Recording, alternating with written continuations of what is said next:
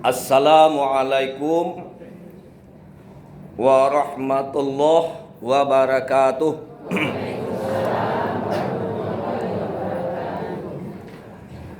Na'udzu billahi minasy syaithanir rajim. Bismillahirrahmanirrahim.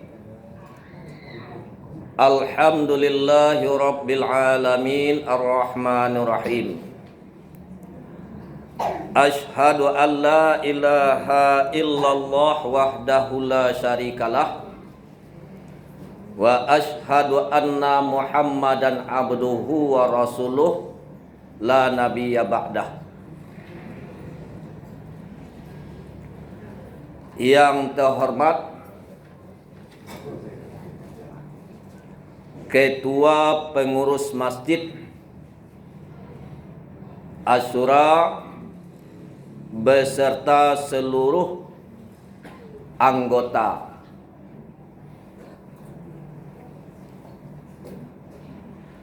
yang kita hormati Ketua BKMT Kota Solo seluruh anggota dan pengurus, bapak-bapak, ibu-ibu, jamaah, ketek mungkin ndak kata sabuian namo, gadang ndak kata imbauan gala. Sabalun ambo menyampaikan sagete santapan rohani di hadapan kita bersama. Terlebih dahulu ambo minta maaf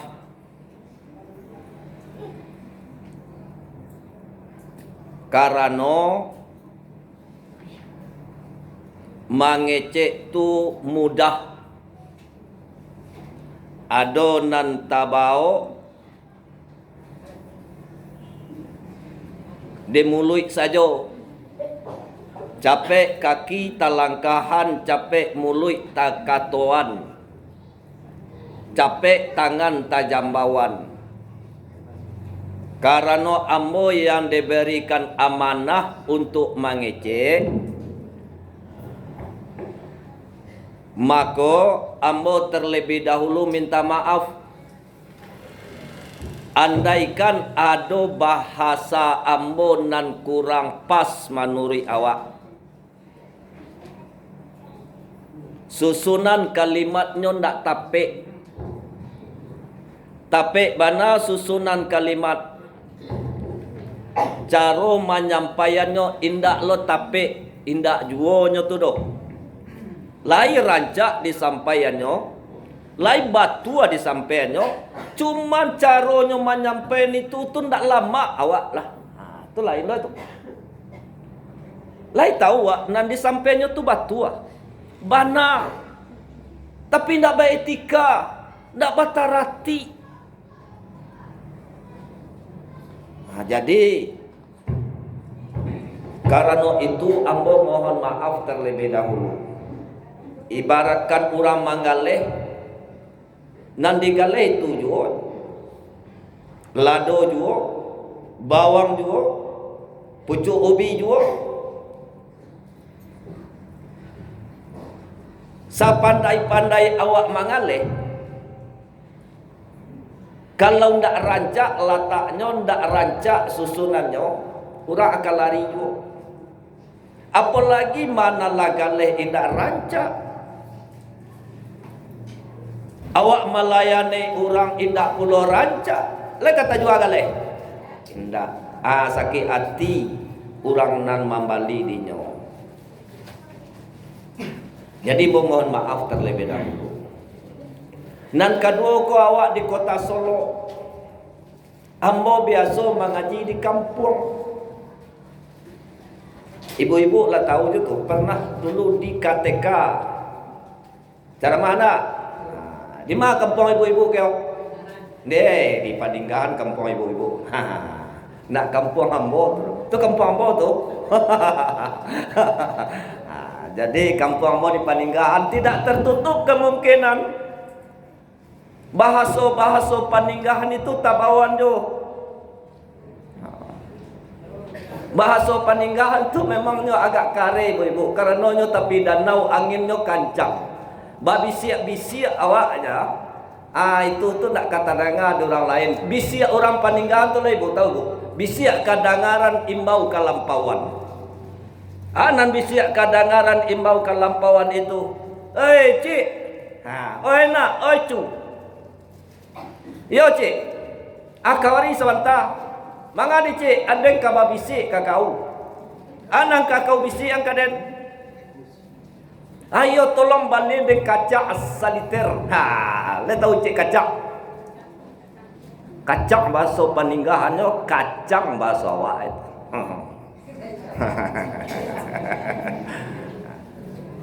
Balik dan lauk pilih agak sekilo. Anyo babisik. Babisiak tu sikonya babisiak atadanga ka sebarang jalan. Itulah bahasa orang Paninggahan. Mohon maaf juga baru nak buat.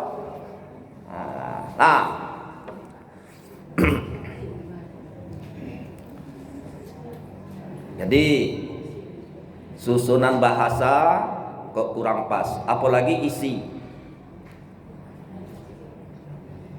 Nan isi. Nan biasanya awak mungkin biasa makan jo randang. Awak mungkin biasa makan dengan ikan bakar, ayam bakar. Aku tiba di agian amo agian beko uok pucuk ubi jo sambal lado matah beko le napa. Sasakalinya kadang lancak je nah. Agak pade-pade, enggak pade-pade tanggung le napa. Tu amo lah minta maaf napa.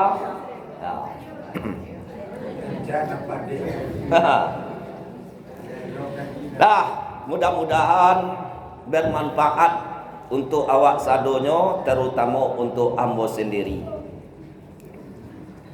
Judul kaji awak tadi? Halo Leno.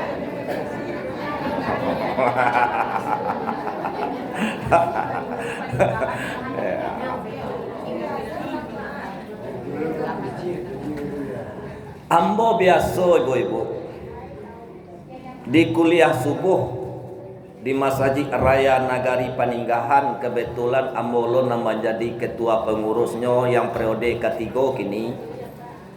Setiap hari Jumat itu kadang-kadang mengaji tafsir, kadang-kadang mengaji tentang ilmu tasawuf, syariat, tarikat, hakikat dan ma'rifat. Sampai dikaji bara angok turun naik satu mini, bara satu hari satu malam, bara nafas ikoko berdetak satu mini, bara satu jam, bara satu hari satu malam. Lalu setiap nafas itu tuh kan akan ditanya oleh Allah nanti di akhirat. La tazulu qadama abadin yaumal qiyamah hatta yus'alu an arba'in. An umrihi fima abnahu. Alun baranjak sampai taga anak cucu Adam di hari kiamat. Antri wak ibu-ibu. Bara ratui orang nanti di hari kiamat. Jangan dibaca ratusan. Bara ribu orang nanti di hari kiamat akan tagak, jangan dibaca. Bara juta orang nanti di hari kiamat, jangan dibaca. Bara miliar orang nanti di hari kiamat, jangan ditanya. La tazulu qadama 'abdin yaumal qiyamah hatta yus'alu an arba'in. Indah akan baranjak sampai tagak awak di hari kiamat. Tagak saja awak, antri kan ditanya oleh Allah satu persatu, surang per surang. Sampai kapan? Sampai dapet lapeh manjawe ampe buah pertanyaan. Anam pertama itu an umrihi fima abnahu umwa. Kama dia bihan. Nam pertanyaan umwa tu bara tahun dah itu saja lah ibu-ibu. Umwa tu dari mana dimulai? Coba. Dari mana dimulai umwa tu? Lai angko dimulai saja meneliti atau mewawancarai atau bertanya dari umur 5 balik sampai umur bara dulu mati umur 60. Hingga itu sudah ditanya. Enggak. Nak ada dibatasi oleh Allah. Lain ditanya oleh Allah, umur kamu akan ditanya nanti mulai dari umur 15 sampai 60 tahun. Ledo. Enggak. Umur kamu itu akan ditanya mulai dari umur 20 sampai 80 tahun. Selebihnya tidak. Ledo tu. Enggak. An umrihi fima abnahu. Umur tu dari mana? Mulai dari data jantung tu bara. Kalau data jantung tu samini, ditanya dalam samini. Kalau data jantung tu 2 mini, ditanya 2 mini. Kalau data jantung itu sebulan, akan ditanya sebulan. Kalau data jantung itu 1 tahun, akan ditanya 1 tahun.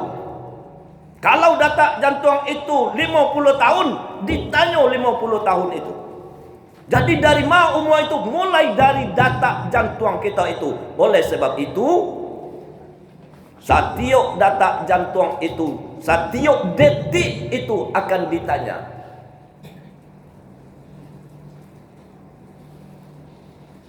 Oleh sebab itu di dalam kajian ilmu tasawuf atau ilmu ma'rifatullah, data jantung manusia yang normal itu bara kali data jantung dalam 1 minit. Ada di ilmu kedokteran, orang kedokteran. Itu lebih kurang 60 menit. Barakali dalam 1 jam. Barakali dalam 24 jam. 60 dikali 20 dikali 60 dikali 24 lebih kurang 100.000. Berarti data jantung manusia itu dalam 1 hari 1 malam jumlahnya 100.000 lebih kurang. Nah, kapan dikatakan seseorang itu mati?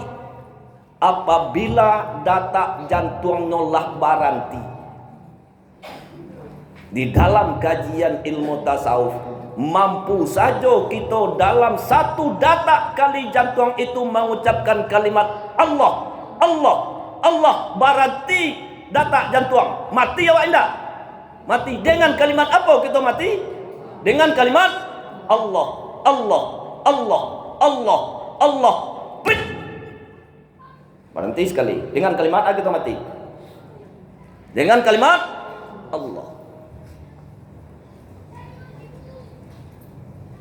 Apalah itu kamu kaji kan ibu-ibu? Wah ngaji Isra Mi'raj lah.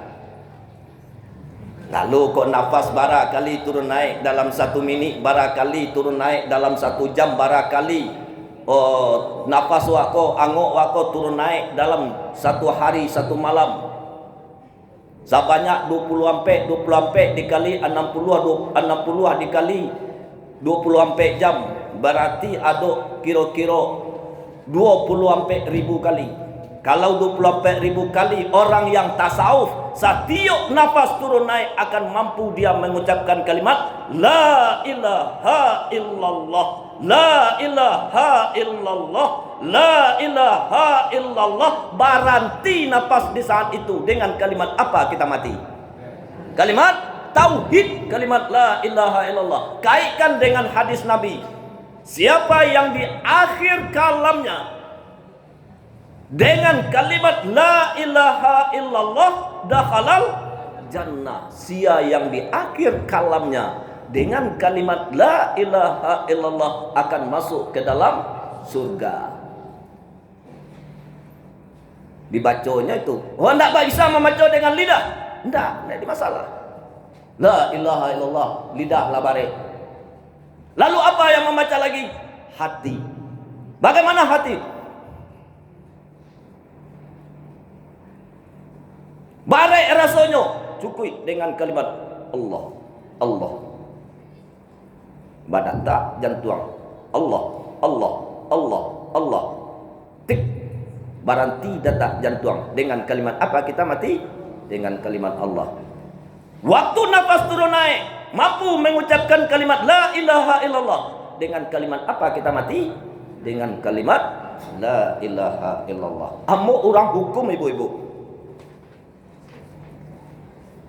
Sarjana satu amo tu peradilan agama. Sehingga amo pernah karajo menjadi kepala KUA.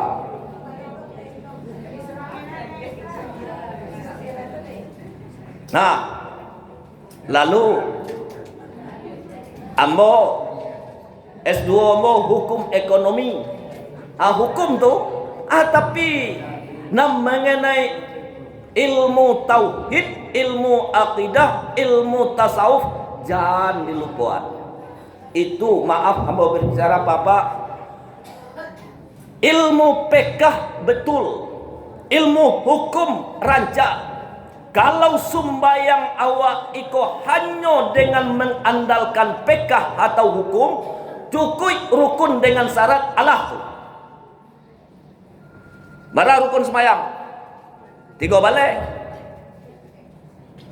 2 waktu ruku ada diwajibkan membaca subhana rabbiyal azimi wa bihamdih. Ada enggak? Enggak.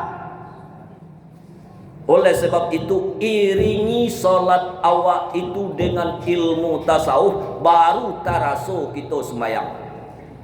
Kalau umpamanya tagak rukuk sujud atau tagak rukuk sujud Allah tu cukup itu lah. Lesa sembahyang lain.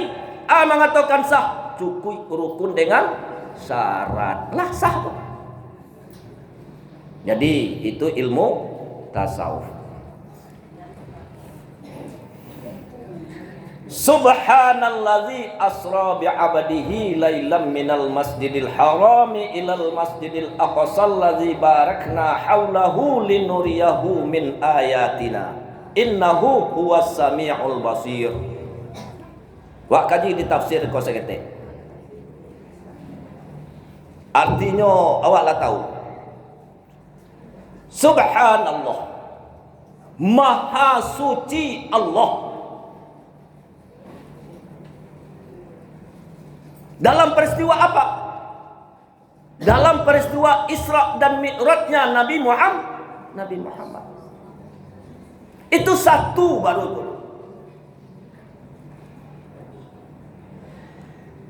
Sakete. Isra Mi'raj itu terlalu kecil, terlalu ketek bagi Allah. Karena capek apa saja? Linuriyahu min ayatina.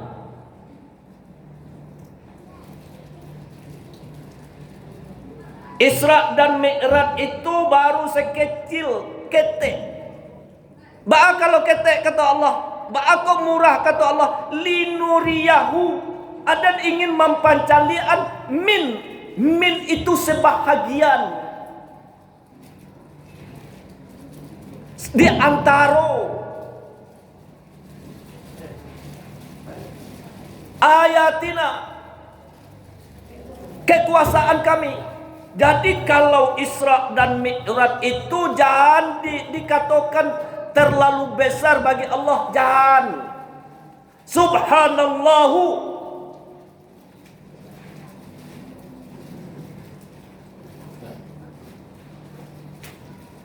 Lalu Isra dari Masjidil Haram ke Masjidil Aqsa.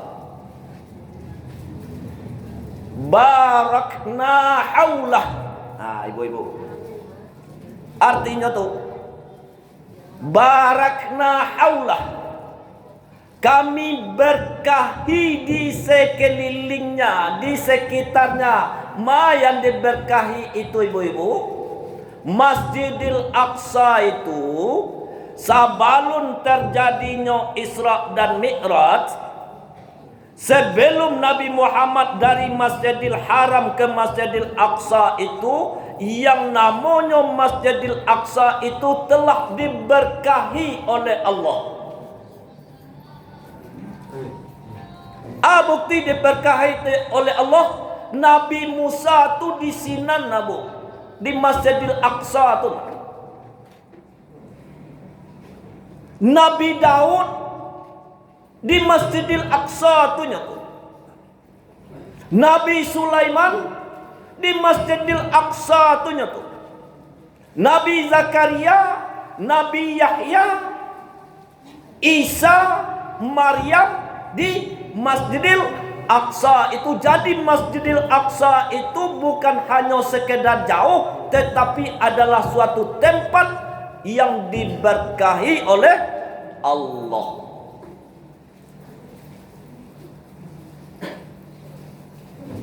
Maha suci Allah telah memperjalankan hambanya dari Masjidil Haram ke Masjidil Aqsa. Bako dikatakan ketek bagi Allah, bako dikatakan hanya sebahagian kecil oleh Allah, memperlihatkan kekuasaan Allah itu. Karena sebelumnya Nabi Isa itulah diberikan lo kekuasaan oleh Allah, lah dinampakkan lo kekuasaan oleh Allah. Apa kekuasaan yang dinampakkan oleh Allah? Allah membalah laut dengan perantaraan tongkat Nabi Musa.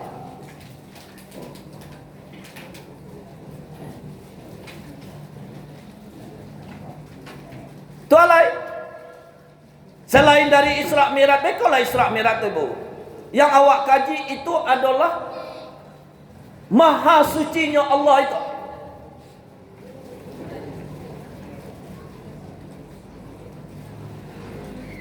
Nabi Isa lahir ada apa? Enggak. Enggak. Siapa ibu Nabi Isa? Maryam. Punya suaminya enggak? Enggak.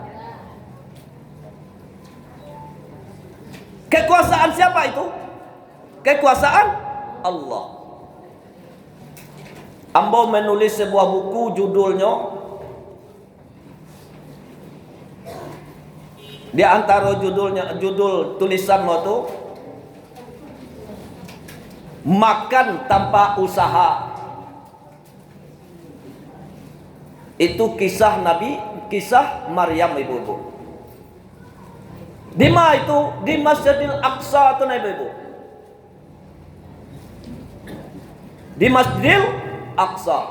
Maryam itu di waktu ketik inyo sudah diwakafkan oleh ibunya, sudah diserahkan oleh ibunya lah, untuk tinggal, untuk mengurus, untuk mengelola, membantu maurih Masjid Al-Aqsa.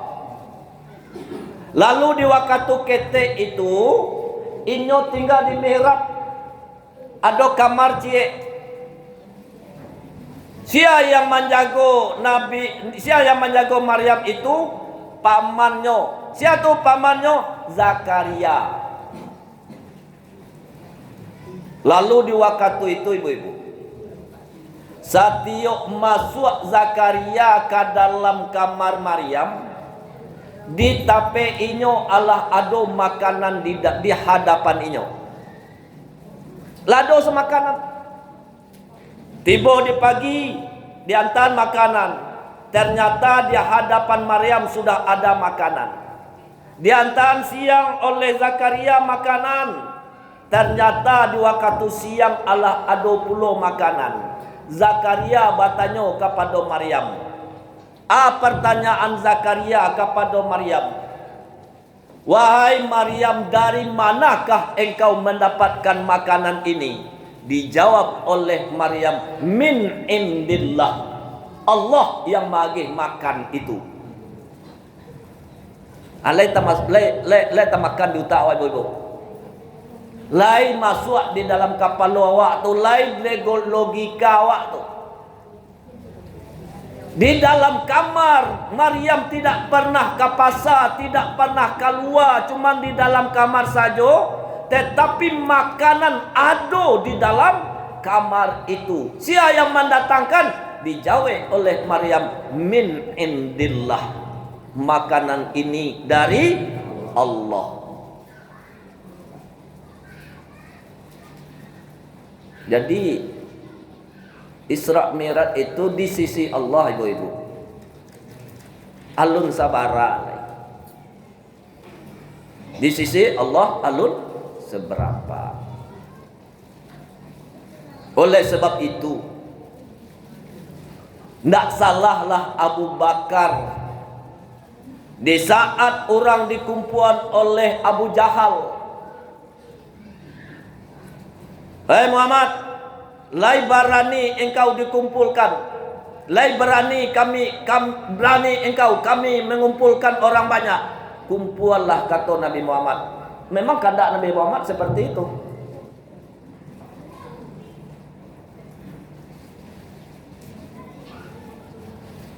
Subuh setelah Isra Mi'raj, malam masih sembahyang berjamaah dengan Ummu Mani' binti Abu Talib. Malamnya ibu, Nabi Muhammad itu malam masih sembahyang Isya. Bila tidak di rumah pribadi beliau tu doh. Lalu Nabi Muhammad kok malam itu, tetapi di rumah Ummu Mani' binti Abu Talib, saudara jo. Lalu di sini sembahyang Isya di sini. Nabi pai lalu di malam itulah Nabi Isra dan Mi'raj. Subuh balik-balik sembahyang subuh berjamaah. Setelah solat subuh berjamaah, Rasulullah menyampaikan, ambo Isra Mi'raj tadi malam.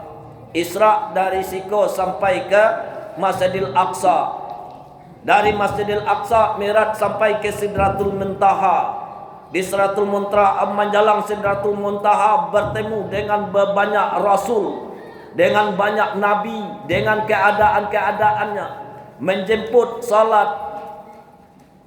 Kata Mani', wahai Muhammad, jangan disampaikan pula kepada umat, jangan disampaikan pula kepada masyarakat.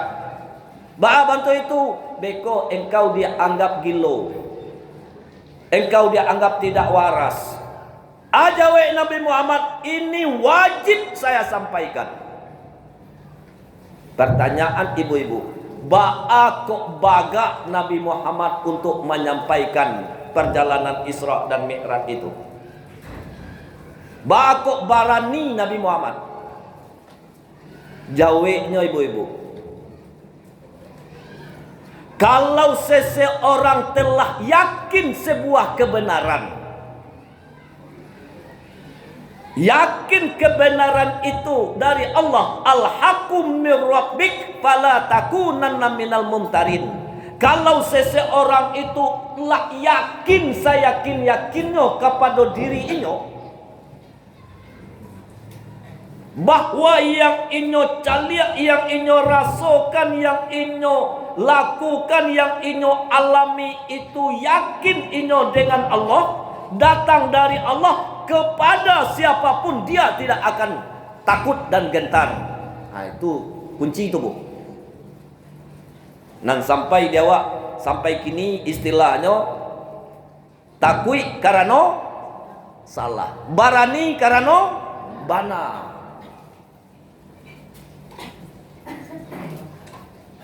Bahkan Nabi itu berani untuk menyampaikan, tidak ada main suruh-suruhan lain, tidak ingin suruh-suruhan, Tidak ingin sembunyi-sembunyian. Karena di dalam hati Nabi itu sudah ditanamkan ilmu keyakinan bahwa yang dirasakannya, yang dialaminya, yang dilaluinya, yang dilihatnya dari Allah. Al-haqqu min rabbik fala takunanna minal mumtarin.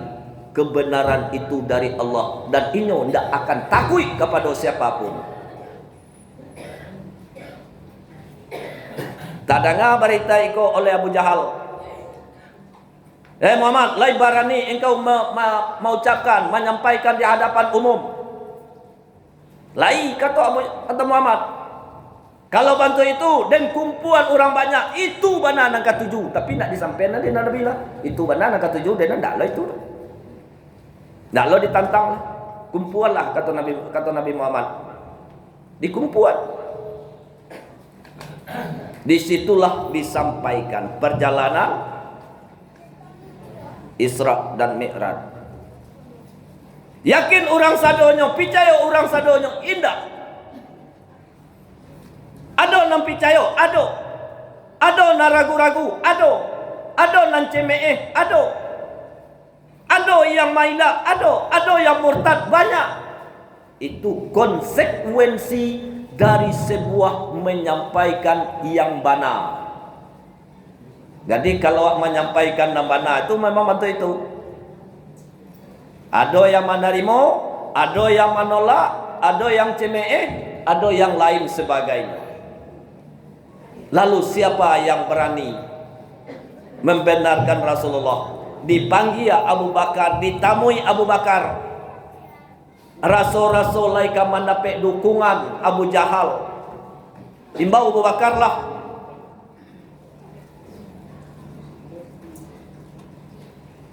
Diimbau Abu Bakar. Lalu di hadapan Rasulullah, wahai Abu Bakar, apakah engkau percaya dengan apa yang disampaikan oleh Muhammad? Ajai Abu Bakar, kalau Muhammad yang menyampaikan lebih daripada itu, ambo percaya. Itu nah ibu-ibu. Kalau iman kau berbicara lebih dari Isra dan Mi'raj itu, Abu Bakar percaya. Oleh sebab itu dalam sebuah hadis disampaikan oleh Rasulullah, ba'abana iman Abu Bakar itu. Kata Rasulullah, andaikan iman Abu Bakar kau ditimbang, lalu ditimbang pulau bumi dan langit, kau iman Abu Bakar ngabu, ditimbang iman Abu Bakar, lalu ditimbang lo bumi dan langit. Tak masaji, kau nak ditimbang lah buah bumi dan langit. Apa kata Rasulullah? Andaikan ditimbang iman Abu Bakar, lalu ditimbang pula bumi dan langit, maka yang berat itu adalah iman Abu Bakar. Oleh sebab itu, di saat Rasulullah menancapkan iman tauhid kepada Abu Bakar, tidak sedikit pun Abu Bakar itu gentar. Bagi contoh,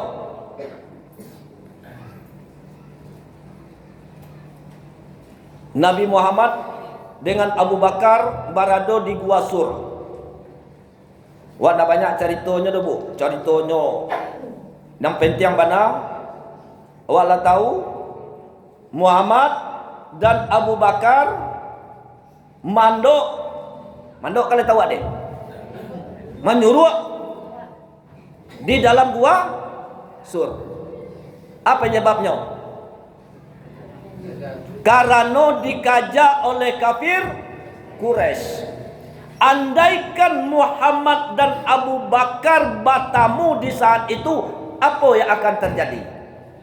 Dibunuh.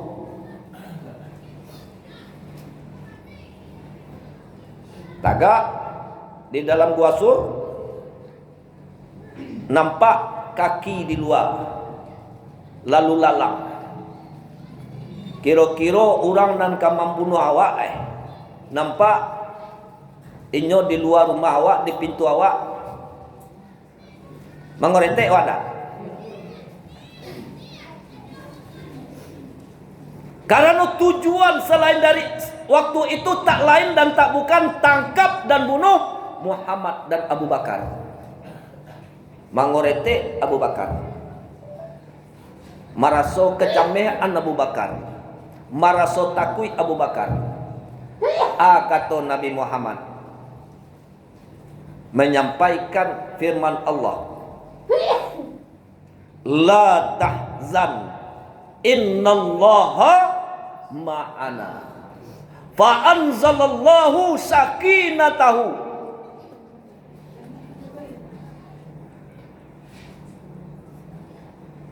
Abu Bakar, jangan cameh, jangan khawatir, jangan takut.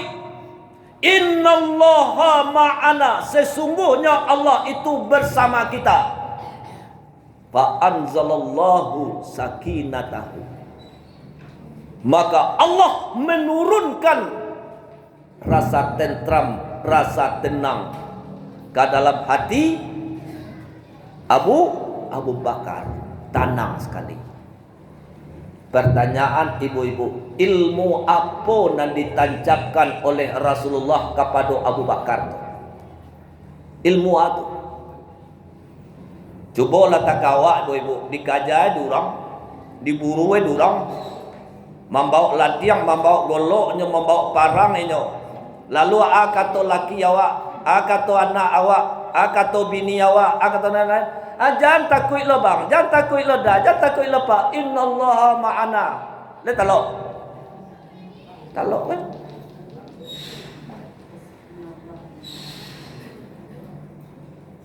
Innallaha ma'ana, innallaha ma'ana, innallaha ma'ana. Lain mampu, lain sanggup, lain kata nang utak di pikiran, lain kata nang hati awak dinyo. Iko orang lah di hadapan awak. Tidak. Itu ilmu ma'rifat yang ditancapkan oleh Rasulullah kepada Abu Bakar. 3 minit lain. Mula biasa tek karena pertama agak motas tek. Ya Pak yo. Itu jadi keyakinan ibu-ibu. Dalam Isra dan Mi'raj itu keyakinan. Akidah. Kalau akidah awak kuat, insya-Allah aman. Kalau keyakinan kita kuat, tagak di nambana, tagak di nambah tua. Tak ragu ke? Oh, mengenai pangkat awak, ayo tu terserah lah. Tu berarti takut je pangkat. Oh, mengenai jabatan awak, itu nakama nakui awaknya, itu nak ada PDK ada walan. Barani dan beko menyampaikan iko menyabui iko ko atau beko pangkat jabatan dan akan tergeser, atau lain persoalannya ibu-ibu.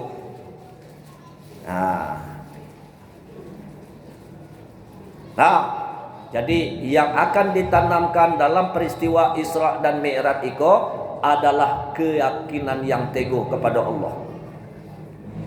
Itu yang ditancapkan oleh Rasulullah kepada Abu Bakar.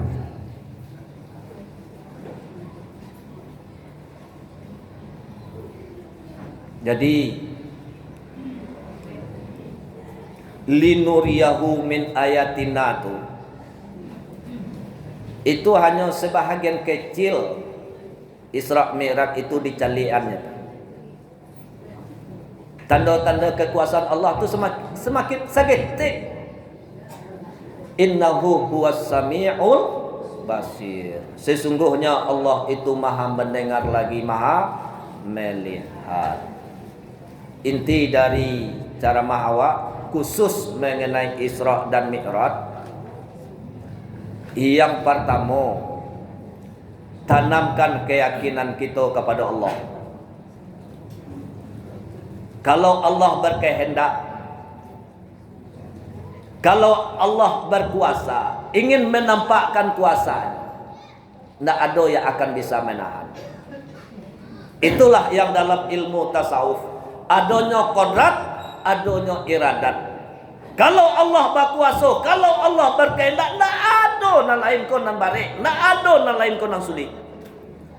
Lebih dari Isra dan Mi'raj itu bisa Allah. Lalu yang kedua, bahwa perjalanan Isra itu horizontal, masjid ke masjid. Mi'raj vertikal. Jadi sabalun vertikal, horizontal diselesaikan dulu. Hubungan awak dengan awak. Wah, lagi contoh sembahyang. Inti dari Isra Mi'raj itu kan sembahyang nak. Coba wak sembahyang.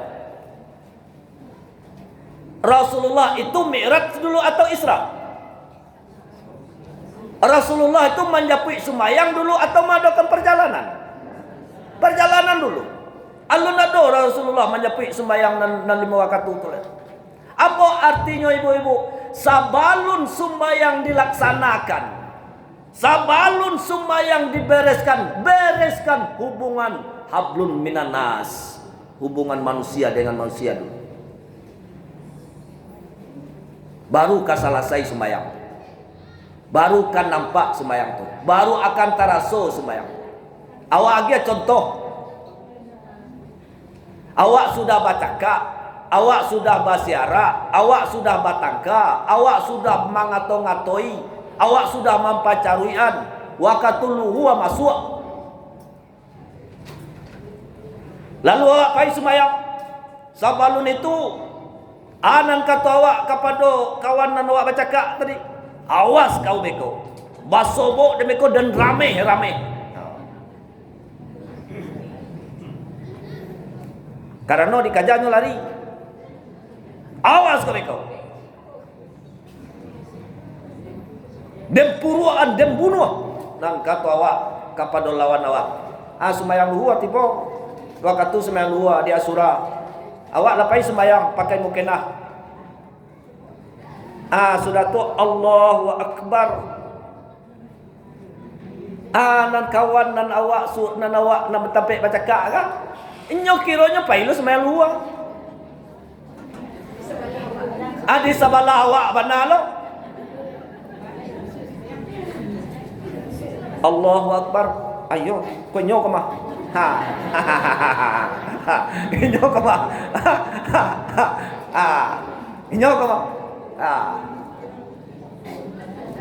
Anang kawan nan talambe ga lah tiba dalam semayang. Inyo kawan nan dulu kan dulu ruku. Deh.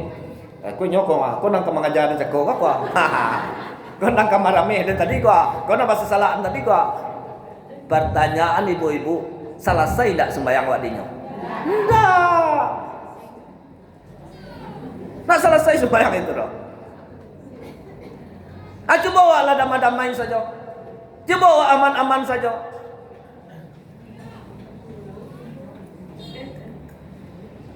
Aman sembahyang kan? Jadi itu. Jadi menjelang sembahyang, menjelang Mi'raj itu, as-salatu Mi'raj atau Mi'raj mukmin itu adalah sembahyang. Ya selesaikan horizontal kan dulu. Jadi itu nan istilah ambo menyampaikan. Ingin kita menjalin hubungan vertikal dengan Allah, perbaiki hubungan horizontal kita dengan sesama manusia. Bataka awak balaki mini. Baseboh, baci carui, nak minta iko, nak minta itu, nak minta carai, nak minta iko, di bawah sembahyang. Dah selesai sembahyang dia. Tidak. Tapi itulah